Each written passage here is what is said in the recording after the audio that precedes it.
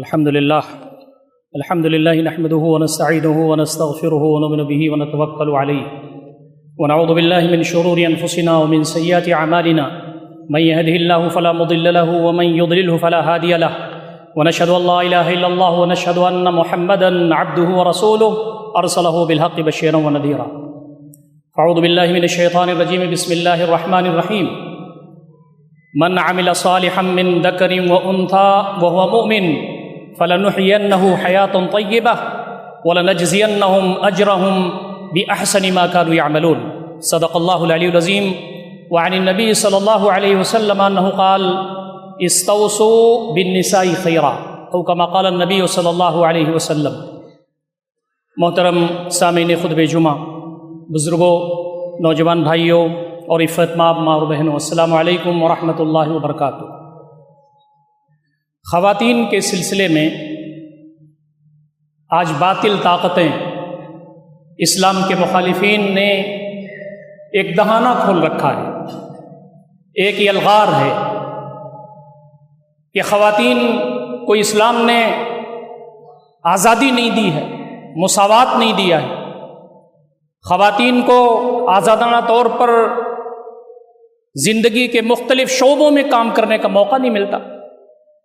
اور آج اس کے نتیجے میں چونکہ ان کے جو قوانین ہیں، ان کے جو سسٹم ہیں، چونکہ وہ الہی تعلیمات کے خلاف ہیں، اس لیے آج پوری دنیا دیکھ رہی ہے کہ خواتین جنسی استحصال کی شکار ہیں، سیکسول ٹوائے بن چکی ہیں. آج مغرب کی وہ خواتین جو اسلام قبول کرتی ہیں وہ بتاتی ہیں کہ یہ بھیڑیے ہیں، یہ درندے ہیں.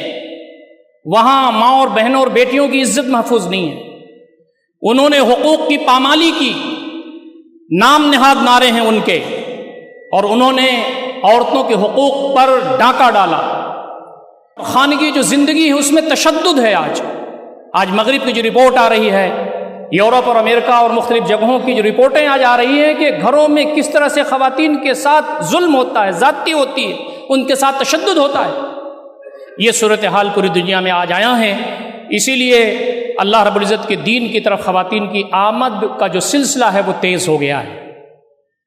یہ ستم ظریفی ہے کہ وہ امت جس کے لیے نبی اکرم صلی اللہ علیہ وسلم جیسی عظیم ہستی مبعوث ہوئی، جنہوں نے خواتین کی عظمت، ان کا احترام، ان کا جو مقام تھا وہ بتایا، آج خواتین کا جو مقام ہے مسلمان برادری میں، امت کے درمیان وہ بھی بناقدہ بے ہے. آج ہم نے خواتین کو ایک بوجھ سمجھ لیا ہے، بیٹیوں کو ایک بوجھ سمجھ لیا ہے. بیٹیوں کو ہم زحمت سمجھتے ہیں اور اس کے ساتھ ساتھ ہم سوتیلا برتاؤ کرتے ہیں. جب ہمارے ہاں لڑکا پیدا ہوتا ہے تو ہم بہت خوش ہوتے ہیں، لڑکی پیدا ہوتی ہے تو ہمارا چہرہ جھک جاتا ہے، جیسے مشرکین مکہ کا چہرہ جھک جاتا تھا اور اس پر کالک لگ جاتی تھی. آج ہم لڑکوں کے ساتھ اچھا برتاؤ کرتے ہیں، لڑکیوں کے ساتھ تعلیم میں، تربیت میں، رویے میں، برتاؤ میں، سلوک میں وہ برتاؤ نہیں کرتے جیسا کہ دین اسلام کہتا ہے. میں بہت اختصار کے ساتھ آپ کے سامنے خواتین کا جو مقام ہے اور ان کا جو مرتبہ ہے دین اسلام نے، اور نبی اکرم صلی اللہ علیہ وسلم کا بڑا احسان ہے ہمارے اوپر کہ آپ صلی اللہ علیہ وسلم نے خواتین کو اوپر کیسے اٹھایا. قرآن مجید فرماتا ہے کہ سارے انسان برابر ہیں، تم میں جو مومن ہیں، جو مومنہ ہیں، وہ سب برابر ہیں. یا ایھا الناس انا خلقناکم من ذکر وانثی وجعلناکم شعوبا وقبائل لتعارفوا ان اکرمکم عند اللہ اتقاکم.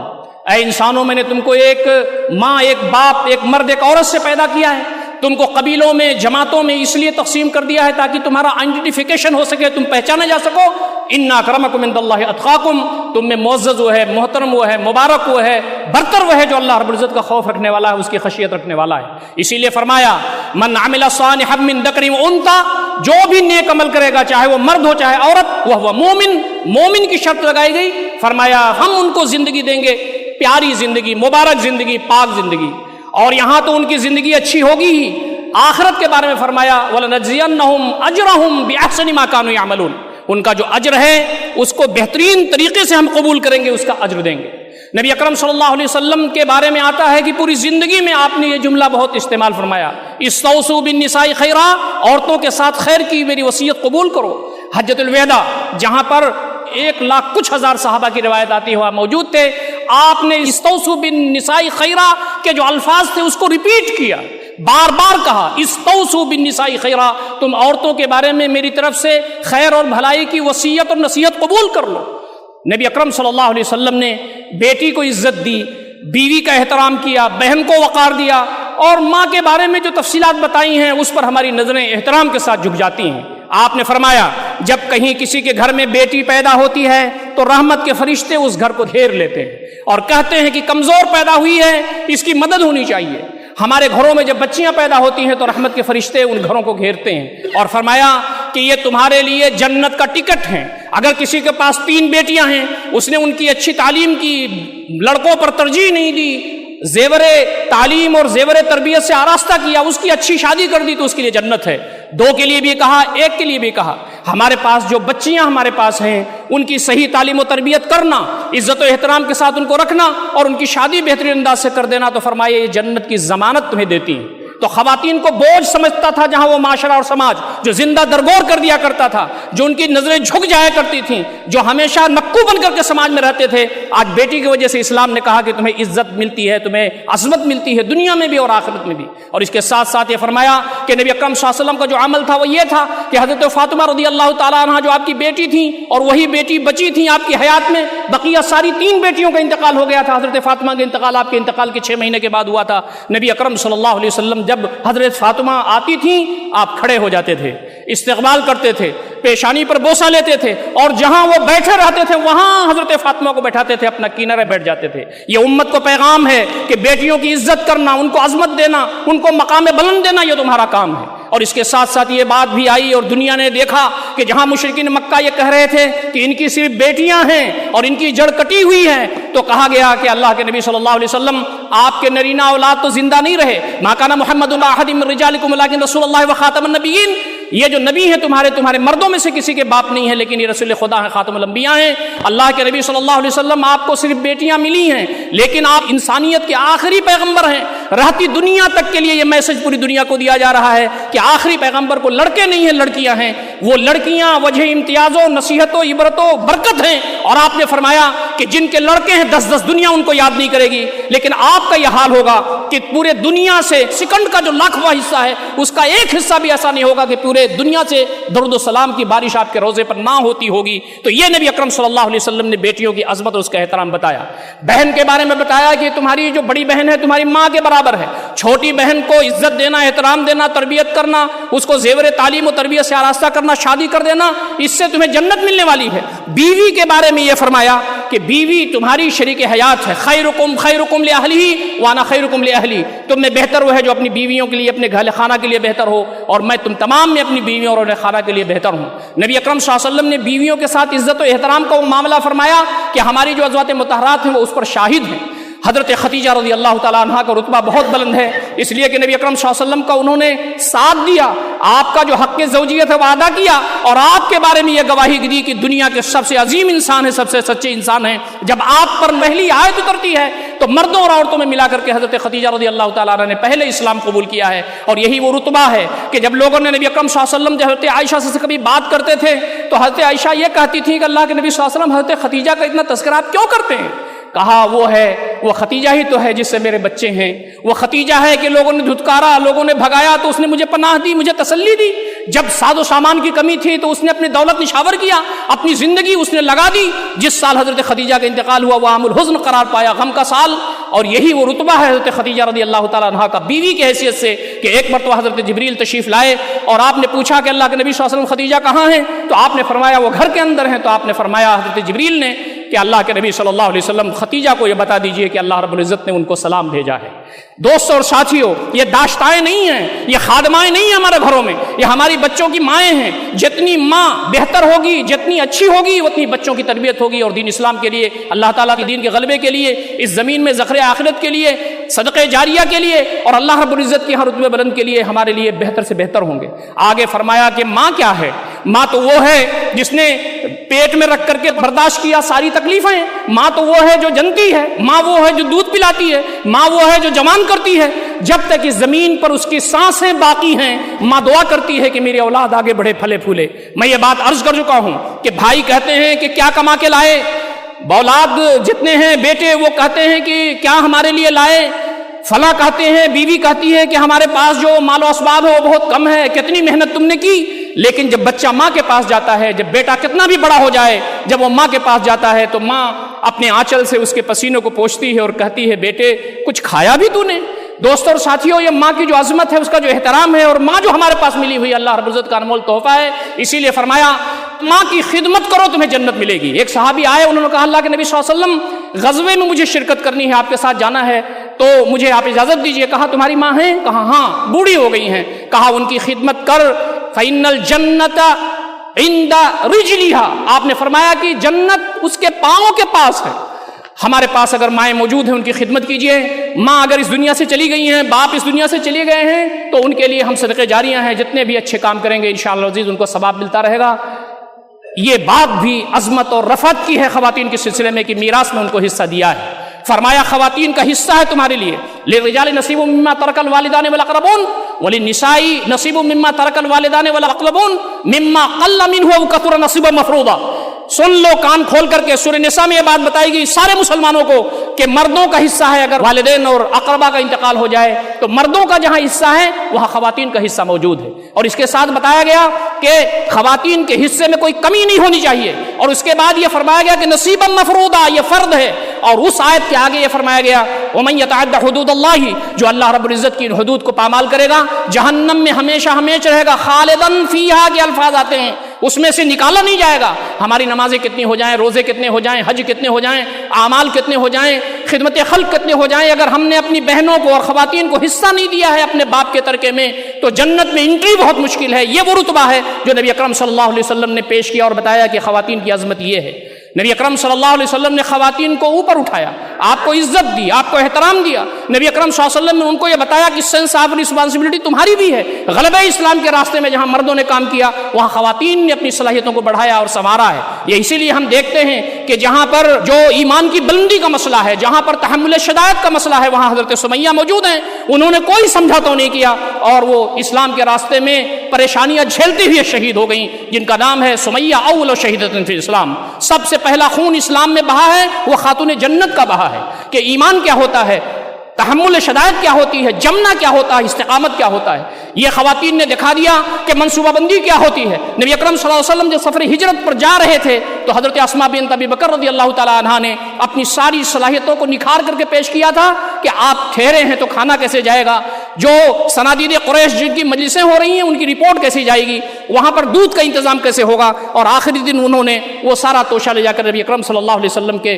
گویا کے رکاب میں لگایا تھا، اور آپ صلی اللہ علیہ وسلم نے ان کو جو دیکھا تو آپ کی آنکھوں میں آنسو تھے، اور آپ نے کہا تھا کہ ہر عورت کے پاس نطاق ہوتا ہے باندھنے کا، انت ذات النطاقین، تیرے پاس دو باندھنے کا بندھن ہے۔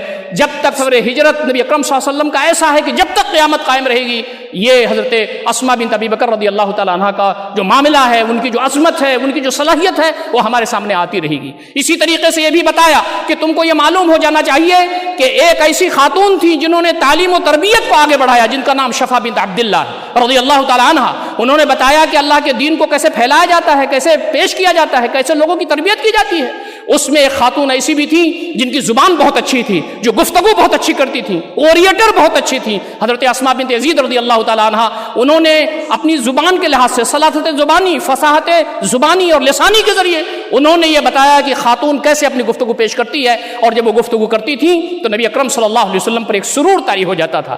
اس طریقے سے بہت ساری خواتین ہمارے پاس موجود ہیں جنہوں نے نبی اکرم صلی اللہ علیہ وسلم کے اس معاشرے میں آگے بڑھتے ہوئے یہ ثابت کر دیا کہ خواتین کو جو اللہ کے نبی صلی اللہ علیہ وسلم نے عزت دی ہے، عظمت دی ہے، تو دین کا وہ حصہ ہے۔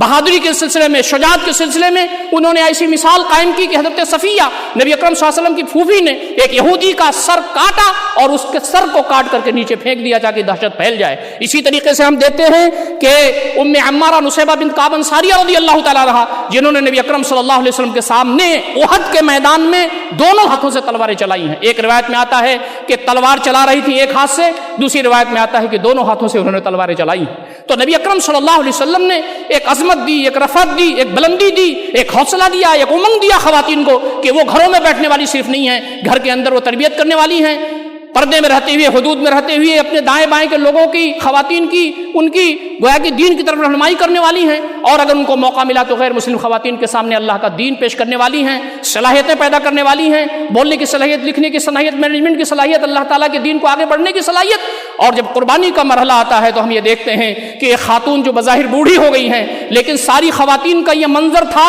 کہ جب وہ خاتون جنگ قادسیہ میں ان کے 3 لڑکے گئے اور انہوں نے اپریشیٹ کر کے حوصلہ دلا کر کے ان کو بھیجا کہ جاؤ اور تم صرف شریک نہ ہو بلکہ اگر تمہیں شہادت مل جائے تو میرا رتبہ بلند ہو جائے گا اللہ رب العزت کے ہاں. تو حضرت خنسہ رضی اللہ تعالیٰ عنہ نے اپنے 3 بیٹوں کو جنگ قادسیہ میں بھیجا. تینوں جب شہید ہو گئے اور شہادت کی اطلاع آئی تو وہ غمگین نہیں ہوئی بلکہ خوش ہوئی اور انہوں نے کہا الحمدللہ الذی شرفنی باستشہادہم. اللہ رب العزت کا کتنا عظیم مرتبہ ہے، اس کا کتنا اعزاز ہے کہ اس نے مجھے یہ موقع دیا کہ میں اپنے تینوں بیٹوں کا نذرانہ اس کی بارگاہ میں پیش کر سکوں اور جنت میں ایک ساتھ ہم اپنے بچوں کے ساتھ بارگاہ الہی میں ملیں گے. تو یہ جو موقع ہے یہ خواتین کی عظمت کا ہے، رفعت کا ہے، بلندی کا ہے، اوپر اٹھانے کا ہے. آج موقع ہے کہ ہم اپنی بچیوں کی تربیت کریں، اپنے بچیوں کو دنیا بھی بتائیں، دین بھی بتائیں، اپنے بچیوں کو اخلاق و کردار بتائیں، بچوں پر ان کو فوقیت نہ دیں. آج جو دور جدید کے تقاضے ہیں اس میں بتائیں کہ آج خواتین کے مسئلے پر جو الغار ہو رہی ہے، خواتین کے حقوق کے سلسلے میں جو اسلام کو بدنام کیا جا رہا ہے، اسلام پر جو اعتراضات کیے جا رہے ہیں خواتین کے سلسلے میں، اس میں تیاری کریں، اپنی صلاحیت پیدا کریں اور اس کا مقابلہ کریں اور یہ بتائیں کہ دین اسلام جو ہے وہ سراپا رحمت ہے، سراپا فطرت ہے اور اس میں رہ کر کے کوئی خاتون عزت و عظمت کے ساتھ زندگی گزار سکتی ہے.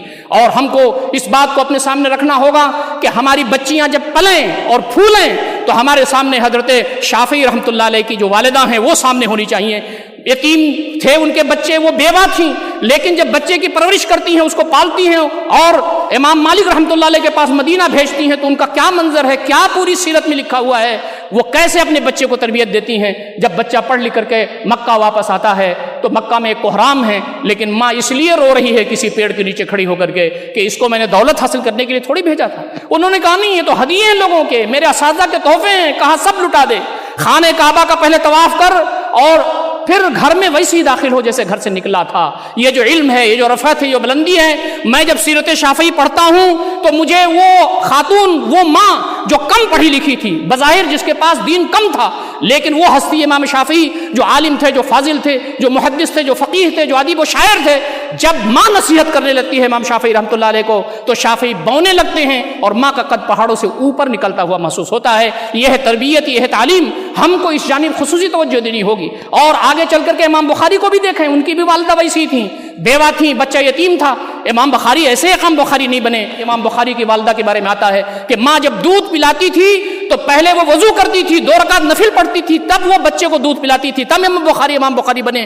ماں جب دودھ پلاتی ہے تو غذا ٹرانسفر نہیں کرتی بلکہ وہ ایمان ٹرانسفر کرتی ہے. تو اپنے بچیوں کو، اپنی ماؤں کو، اپنی بہنوں کو، اپنی جو ہماری بہویں ہیں ان سب کو بتانے کی ضرورت ہے کہ یہ پارٹ ٹائم بینگ اس زمین پر ہم آئے ہوئے ہیں، تھوڑا سا موقع ہمیں ملا ہوا ہے، اللہ رب العزت کی بارگاہ میں حاضر ہونا ہے. جو کچھ نعمتیں ہیں، صلاحیتیں ہیں، مال و اسباب ہے، گرد و پیش کی چیزیں ہیں، سب کو ایسا برتیں کہ اللہ رب العزت ہماری ساری اعمال سے خوش ہو جائے. آخری بات جو میں آپ سے کہہ سکتا ہوں وہ یہ ہے کہ ہماری زندگی میں ہے کیا؟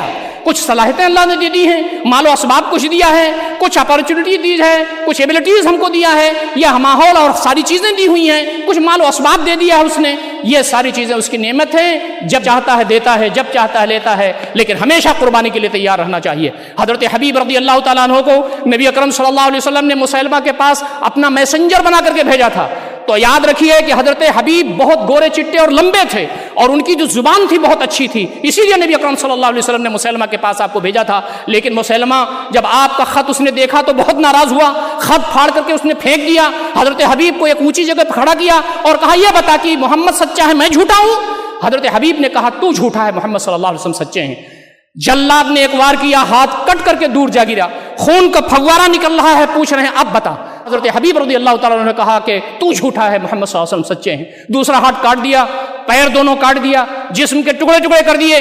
راوی بیان کرتے ہیں جب تک وہ بولنے کی پوزیشن میں تھے یہی بولتے رہے تو جھوٹا ہے، نبی اکرم صلی اللہ علیہ وسلم سچے ہیں. ماں جس نے پالا تھا، جو بڑھاپے کی لٹھیا تھی حضرت حبیب رضی اللہ تعالیٰ عنہ، ماں کو جب اطلاع ہوتی ہے کہ تمہارے بیٹے کو شہید کر دیا گیا ہے اور ان کی شہادت اس انداز سے ہوئی ہے، بے رحمی کے ساتھ، تو ماں پریشان نہیں ہوئی بلکہ ماں نے جو جواب دیا ہے وہ ہمارے لیے مشر راہ قیامت تک. ماں نے کہا میں نے پالا ہی اسی لیے تھا. یہ وہ خواتین جنت ہیں جنہوں نے اپنے دور میں باطل کی آنکھوں میں آنکھیں ڈال کر کے تیاری کی تھی اور جواب دیا تھا کہ دین اسلام سراپا رحمت ہے، سراپا فرقت ہے، اور ہم دین اسلام میں عزت و احترام کی زندگی گزار رہی ہیں۔ ہم اپنی ماں اور بہنوں اور بیٹیوں کی تربیت کریں، دور جدید کا مقابلہ کریں۔ ایک دن موت آنے والی ہے، اللہ تعالیٰ کے دربار میں اس انداز سے پیش ہوں کہ اللہ تعالیٰ ہم سے خوش ہو جائے اور کہے فادخلی فی عبادی وادخلی جنتی۔ اقول قولی ھذا استغفر اللہ لی ولکم اجمعین واستغفروہ انہ الغفور الرحیم، وآخر دعوانا الحمد للہ رب العالمین۔